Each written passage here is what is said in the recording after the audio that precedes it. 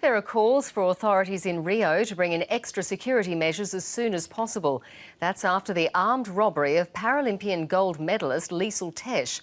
She was forced to the ground and held at gunpoint during a hold-up in an area thought to be safe. Anne Barker reports.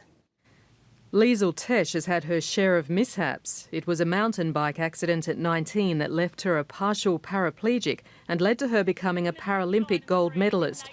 But her latest ordeal has left her shaken and scared after she and her physio were robbed at gunpoint by two armed men.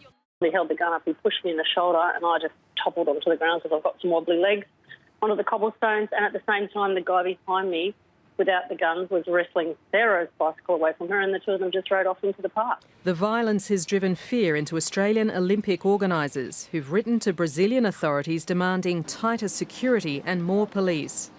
And also we are asking that those forces be mobilised earlier, prior to Games time. There is an Australian Federal Police presence with the Paralympic team, but athletes have been warned to take extra care. They need to be vigilant, they need to make sure that they're always on their guard when they're outside of the village, and just personal safety is our main priority. This latest incident highlights the shocking crime rate in Brazil. Overnight, heavily armed men stormed a hospital in Rio to free a suspected drug trafficker, sparking a shootout that left one patient dead and a police officer and nurse wounded. It's the same hospital recommended for travellers to the Games. So exactly how dangerous is Brazil? When it comes to the murder rate, there were more than 50,000 across the country last year, nearly 3 times more than South Africa and 4 times more than the US. Based on gun-related homicide, the US has 4 cities in the top 50 worldwide. Mexico has 5, while Brazil has a whopping 22. But that doesn't include Rio. The murder rate there has fallen to a 25-year low. Arrests are up, but so too are muggings. And just like the Football World Cup, a massive security operation will be enforced during the Olympics.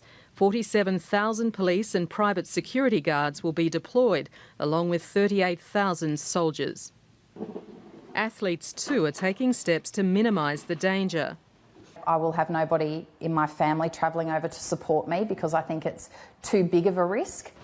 Brazilian authorities have begun security drills to prepare for the Games opening ceremony. Anne Barker, ABC News.